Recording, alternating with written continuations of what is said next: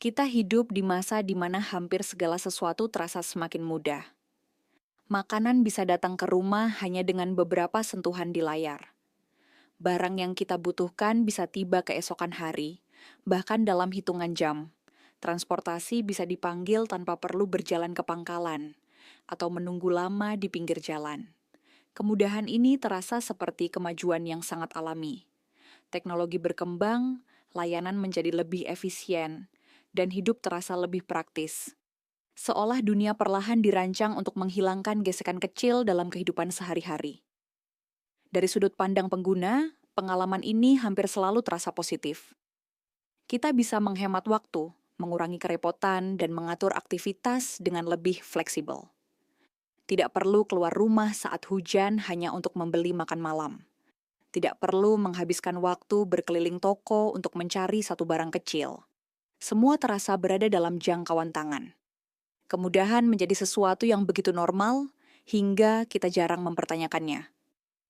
Namun setiap sistem yang memberi kemudahan biasanya juga memindahkan sesuatu yang lain. Seringkali bukan menghilangkan beban, tetapi memindahkannya ke tempat lain dalam sistem. Sesuatu yang sebelumnya terlihat jelas bisa menjadi tersembunyi. Biaya yang dulunya langsung terasa oleh pengguna bisa berubah menjadi biaya yang tersebar, samar atau tertunda. Dan justru, karena tersembunyi, kita jarang menyadarinya. Disinilah muncul satu pertanyaan sederhana. Jika hidup menjadi jauh lebih mudah berkat ojol, delivery, dan e-commerce, apakah benar biaya dari kemudahan itu juga ikut hilang? Atau sebenarnya biaya tersebut masih ada? Hanya saja tidak lagi terlihat dari tempat kita berdiri. Jika kita melihat lebih dekat pada kebiasaan sehari-hari, ada beberapa perubahan kecil yang mulai terasa normal. Orang semakin jarang berjalan ke toko sekitar rumah. Warung kecil perlahan kehilangan sebagian pelanggan tetapnya. Banyak orang memilih memesan makanan yang jaraknya hanya beberapa ratus meter. Hal-hal yang dulu terasa sebagai aktivitas biasa, kini perlahan digantikan oleh tombol order. Pada saat yang sama, jalanan di kota menjadi semakin ramai oleh kendaraan pengantaran. Motor dengan kotak besar di belakang menjadi pemandangan umum. Lalu lintas tidak hanya berisi orang yang bepergian, tetapi juga orang yang sedang membawa pesanan orang lain. Mobilitas kota berubah bentuk. Banyak perjalanan yang dulunya tidak ada, kini menjadi bagian rutin dari sistem distribusi digital. Di sisi lain, banyak pengemudi bekerja dalam sistem yang sangat fleksibel, tetapi juga sangat tidak pasti. Pendapatan mereka bisa berubah dari hari ke hari. Jam kerja seringkali lebih panjang dari yang terlihat. Sebagian besar waktu mereka dihabiskan untuk menunggu pesanan, berpindah lokasi, atau mengejar insentif. Dari luar terlihat seperti pekerjaan yang sederhana, tetapi ritmenya seringkali tidak stabil. E-commerce juga membawa pola yang serupa. Barang dapat dibeli dengan sangat mudah, seringkali tanpa banyak pertimbangan. Diskon, promo, dan gratis ongkir membuat proses membeli terasa ringan. Namun di balik itu, sistem logistik menjadi semakin kompleks. Gudang, kurir, pusat distribusi, dan jaringan pengiriman bekerja hampir tanpa henti untuk memenuhi ekspektasi pengiriman cepat. Semua ini bukan berarti sistemnya salah. Sebaliknya, sistem ini justru bekerja dengan sangat efektif. Ia mampu memberikan pengalaman yang cepat, nyaman, dan seringkali murah bagi pengguna. Namun justru karena ia bekerja dengan baik, kita jarang berhenti untuk melihat keseluruhan gambarnya. Pertanyaan utamanya sebenarnya cukup sederhana. Ketika teknologi membuat sesuatu menjadi sangat mudah bagi pengguna, apakah kemudahan itu benar-benar mengurangi biaya dalam sistem? Atau hanya memindahkan biaya tersebut ke bagian lain yang tidak terlihat oleh kita? Dalam banyak kasus teknologi, kemudahan sering datang dari proses optimasi. Sistem menemukan cara yang lebih efisien untuk menghubungkan permintaan dan penawaran.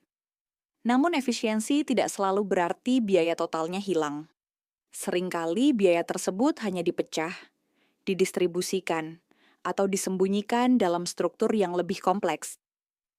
Mungkin pertanyaan yang lebih tepat bukanlah mengapa layanan ini begitu murah dan mudah, melainkan bagian mana dari sistem yang sebenarnya membayar kemudahan itu.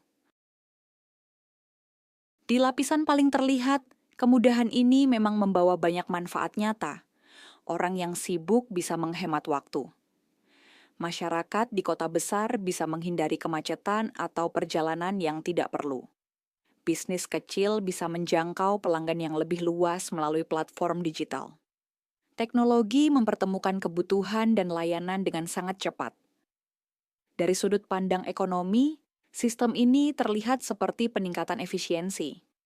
Waktu yang dulunya terbuang untuk perjalanan kini bisa digunakan untuk hal lain. Distribusi barang menjadi lebih cepat, pilihan bagi konsumen menjadi jauh lebih banyak. Pada lapisan ini, kemudahan tampak seperti kemajuan yang jelas. Namun ketika kita melihat sedikit lebih dalam, beberapa biaya mulai terlihat. Sebagian biaya tersebut muncul dalam bentuk tekanan pada pekerja di dalam sistem. Pengemudi harus terus bergerak untuk mempertahankan pendapatan. Kurir menghadapi target pengiriman yang semakin ketat. Pekerjaan menjadi lebih fleksibel, tetapi juga lebih tidak pasti. Biaya lain muncul dalam pola konsumsi. Ketika membeli menjadi terlalu mudah, orang cenderung membeli lebih sering. Banyak barang yang sebelumnya mungkin tidak benar-benar dibutuhkan akhirnya tetap dibeli. Kemudahan dapat secara halus mendorong konsumsi impulsif. Bukan karena orang berniat boros, tetapi karena hambatan untuk membeli hampir tidak ada. Ada juga biaya yang muncul dalam bentuk lingkungan dan infrastruktur. Lebih banyak perjalanan pengiriman berarti lebih banyak kendaraan di jalan. Lebih banyak kemasan digunakan untuk pengiriman barang dan makanan. Sistem logistik harus terus berkembang untuk memenuhi ekspektasi kecepatan. Biaya-biaya ini tidak selalu langsung terlihat oleh pengguna. Pada lapisan yang lebih sistemik, kemudahan digital juga mengubah struktur ekonomi kecil di sekitar kita. Warung atau toko lokal yang sebelumnya bergantung pada pelanggan sekitar bisa kehilangan sebagian perannya. Sebagian transaksi berpindah ke platform besar yang menghubungkan pasar dalam skala lebih luas. Ekonomi menjadi lebih terpusat pada sistem digital yang besar. Selain itu, sistem digital cenderung menciptakan kompetisi yang sangat ketat. Harga ditekan oleh algoritma, promo, dan diskon. Dalam jangka pendek ini terasa menguntungkan bagi konsumen. Namun dalam jangka panjang, sistem seperti ini sering menuntut skala besar untuk tetap bertahan. Pemain kecil harus beradaptasi atau perlahan tersingkir. Semua ini tidak berarti kemudahan adalah sesuatu yang buruk. Namun ia menunjukkan bahwa kemudahan jarang datang tanpa perubahan struktur di belakangnya. Ketika satu bagian dari sistem menjadi lebih ringan, bagian lain seringkali menjadi lebih berat. Melihat hal ini bukan berarti kita harus menolak teknologi atau berhenti menggunakan layanan yang memudahkan hidup. Kemudahan tetap merupakan bagian penting dari kemajuan. Namun memahami bahwa kemudahan memiliki biaya tersembunyi dapat mengubah cara kita melihatnya. Alih-alih menganggap kemudahan sebagai sesuatu yang sepenuhnya gratis, kita bisa melihatnya sebagai hasil dari sistem yang kompleks. Ada jaringan pekerja, infrastruktur, dan proses yang bekerja di belakang layar agar satu tombol order bisa terasa sederhana. Kemudahan yang kita rasakan sebenarnya adalah puncak dari banyak lapisan kerja yang tidak terlihat. Kesadaran ini tidak selalu mengubah perilaku secara drastis. Namun ia bisa menambah sedikit perspektif. Kadang kita memilih untuk berjalan ke toko terdekat. Kadang kita lebih mempertimbangkan sebelum membeli sesuatu secara impulsif.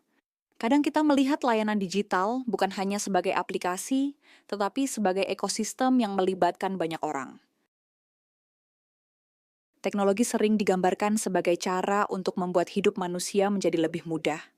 Dan dalam banyak hal, itu memang benar. Namun setiap kemudahan hampir selalu memiliki struktur yang menopangnya. Semakin mulus pengalaman di permukaan, seringkali semakin kompleks sistem di belakangnya. Mungkin kita tidak perlu berhenti menggunakan semua layanan yang mempermudah hidup. Tetapi sesekali, menarik untuk melihat sedikit lebih jauh dari layar ponsel kita. Untuk menyadari bahwa setiap pesanan yang datang ke depan rumah sebenarnya adalah ujung dari sebuah jaringan yang panjang. Kemudahan tidak pernah benar-benar gratis. Ia hanya membuat biaya tersebut menjadi lebih sulit terlihat. Dan kadang, Memahami hal itu saja sudah cukup untuk membuat kita melihat dunia digital dengan sedikit lebih jernih.